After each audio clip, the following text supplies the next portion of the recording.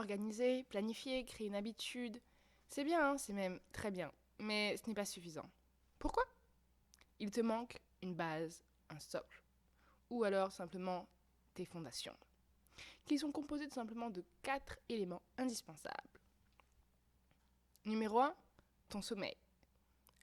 Comme tu le sais, dormir est essentiel pour avoir de l'énergie et bien commencer ta journée. Lorsque tu dors, ton cerveau va trier et classer toutes les informations qu'il aura emmagasinées durant la journée.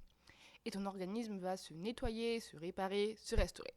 Mais si tu ne dors pas suffisamment ou que ton sommeil est de mauvaise qualité, tu te réveilleras le matin avec très peu d'énergie, une tête un peu vaseuse, et forcément, tes idées seront un peu brouillon et tu n'auras aucune motivation. Pour t'assurer un sommeil réparateur, voici 4 commandements. Noir sera ta chambre. En silence, tu dormiras. Le stress, tu abandonneras. Ta tête, tu videras. Il faut éviter toute source de lumière bleue, car elle va t'empêcher de dormir. D'après certaines études, le bruit nous empêcherait d'avoir un sommeil profond. Après, si tu fais partie des personnes qui arrivent à s'endormir en écoutant une pluie qui tombe, du vent ou une musique, vas-y. Si tu es stressé, tu dormiras mal. Pour simplifier, c'est comme si ton cerveau était composé de 2 parties. Une pour action et une pour le repos. Sauf que le stress active le mode action, or tu veux dormir. Ça ne peut pas fonctionner, t'es d'accord? Parfois, on est super fatigué et pourtant, on n'arrive pas à dormir. Pourquoi? Parce que notre tête tourne 24 heures sur 24, elle est pleine, on rumine, on pense à ce qu'on doit faire demain ou ce qu'on n'a pas fait aujourd'hui. Donc, ce que je te conseille, c'est de vider tes pensées. Et pour ça, je te conseille de les écrire tout simplement pour essayer de les sortir littéralement de ton cerveau. Élément numéro 2, ton alimentation. Si tu ne le savais pas, l'alimentation est la deuxième source d'énergie. Quand je dis la deuxième, sincèrement, c'est juste que c'est la seconde, mais il n'y a pas vraiment d'ordre. Alors, peut-être que tu vas me demander que manger. Je te laisse choisir. Que tu sois vegan, végétalien, carnivore, que tu suives un régime kétogène ou que sais-je, peu importe. Parce que je pense que nous savons un peu tous qu'est-ce qu'il faut manger ou plutôt qu'est-ce qu'il ne faut pas manger. Donc je vais plutôt me concentrer sur comment tu manges. Mais avant ça, il me semble important de rappeler un principe de base. Lorsque tu manges un aliment, disons une pomme, cette pomme va avoir un certain nombre de calories et donc un certain nombre d'énergie. Bon, même si je pense qu'on aurait dû utiliser le joule, ça aurait été plus approprié, mais bon. Cette pomme a une certaine quantité d'énergie.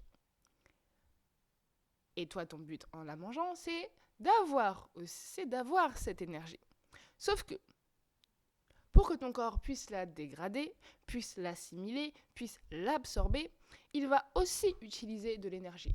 Il faut que, à la fin, l'énergie que ton corps a utilisée pour dégrader cet aliment ne soit pas supérieure à l'énergie que cet aliment apporte. À part si tu veux maigrir, bien évidemment. Sachant ça, voici les 4 commandements. Sacré sera ton repas. Le stress, tu abandonneras. Tortue, tu seras. Liquide, tu éviteras. Lorsque tu manges, il faut que tu prennes ton temps. Être multitask ne sert strictement à rien. Je sais, quand on mange, on regarde tous un peu une série de Netflix ou on regarde une vidéo sur YouTube. Ou même on lit un livre parfois. Mais ce n'est pas bien. Pourquoi? Parce que ça disperse ton énergie et ton attention. Donc évite. Si tu es stressé alors que tu manges, tu vas mal assimiler tes aliments et avoir une indigestion. Car le cortisol, qui est l'hormone du stress, en fait, va augmenter l'acidité de ton estomac, ce qui va causer une indigestion.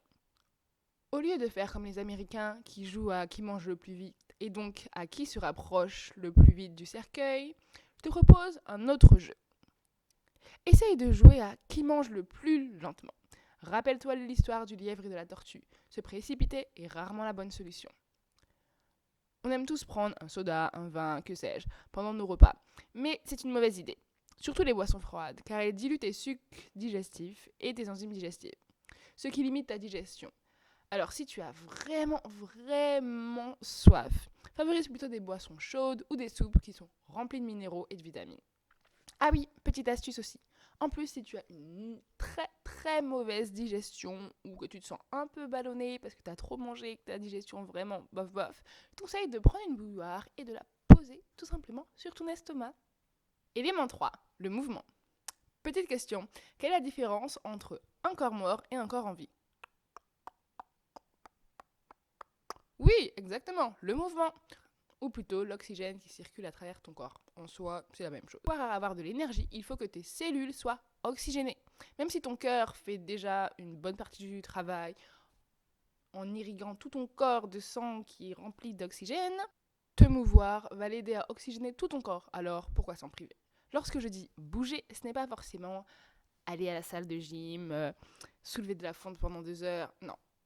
Il suffit de bouger. Sincèrement, je veux dire, secoue-toi, danse, fais du trampoline, euh, nettoie, fais la vaisselle. En fait, il faut tout simplement que tu sois en mouvement.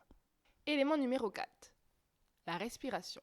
Ça va avec le troisième élément, mais il me semble important de le rappeler. Car en général, nous respirons mal ou trop peu. Alors, essaye de faire des exercices de respiration comme de la cohérence cardiaque ou des exercices de pranayama ou tout simplement prendre 5 minutes dans ta journée pour prendre du temps pour bien respirer.